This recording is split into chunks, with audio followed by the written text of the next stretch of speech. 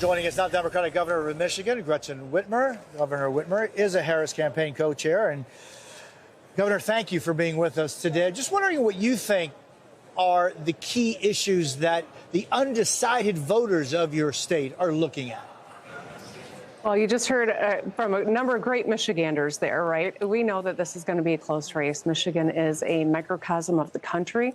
We are a state with good, hardworking people. They expect their leaders to be as good, if not better, and work harder than they do. And I think what people are going to see is a real stark choice in front of us between Kamala Harris and Donald Trump. I have every confidence that Vice President Harris is going to take the stage and show a command of the issues, of the facts. It's going to show the strength that people want, but also, I think, the humility to recognize she's walked in a life, she's had a life very similar to ours, growing up in a single-parent home, working an hourly job to help pay for costs when she was in school. I mean, this is a great American story that is similar to so many of what we have in Michigan, and I think people are going to see that's why she really is going to stay laser focused on making sure that every American has a path to prosperity in this country and getting more money in people's pockets and creating a real opportunity and future for the next generation. If you see the choices as pretty clear, what do you think makes this race so close? Well, obviously, we're a quite divided country, and we've seen political rhetoric that has been so divisive and toxic. And understandably, there are Americans who are just working hard to get to work on time, get their kids off to school, and get dinner on the table. People are starting to tune in now that we are after Labor Day.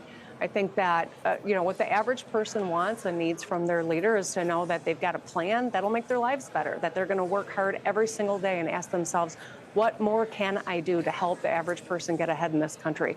Whether it's bringing down the cost of insulin or onshoring supply chains or just simply ensuring that everyone can get skills without carrying a lifetime of debt.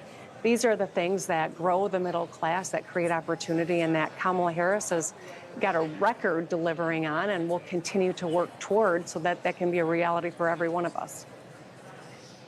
And Governor, I mean, Steve Kornacki was kind of showing us some of the numbers. Voters, many of them say they want change. How could or should the vice president be differentiating herself, I guess, from the Biden administration that she is a part of, at the same time showing to the American people that she is different and she has different ideas? I think people are going to see that really quickly. She is a change candidate. She is a new chapter in this country, one that is going to be focused completely on ensuring that every person has that path, on fighting for a woman's ability to make her own decisions about her body. This is a vice president who has a long history of working for the public and devoting her life to making people's lives better, making sure we're safer in our communities, making sure that consumers aren't taken advantage of. This is what she brings to the table versus a Donald Trump who has only ever ran on an agenda that makes his own life better. We're tired of leaders who don't see us, who haven't walked the life, the walk that the rest of us have. And that's why this really is a new moment in America. We've got an opportunity to hire a commander-in-chief who comes from the middle class, who gets us and knows how to get things done, and genuinely cares about her fellow Americans. And those are things that set her apart from Donald Trump on all fronts. Governor, as we anticipate tonight's debate, what's your sense? Do voters have different expectations for Harris than they do for Trump?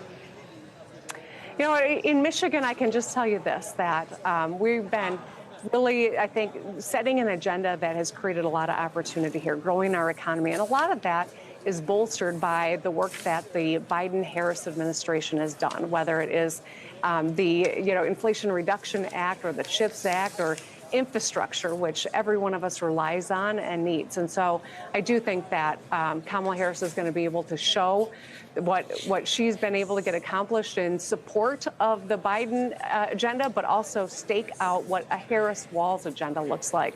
And I think people will feel a lot more, I think, familiar with Kamala Harris once they get to see her on stage tonight and see that dynamic leader that she is, especially when the matchup is with the guy who was there before and saw us through some of the most catastrophic times in our country's history, through a pandemic where so many Americans' lives were lost, and economy that was in a shambles when he left office.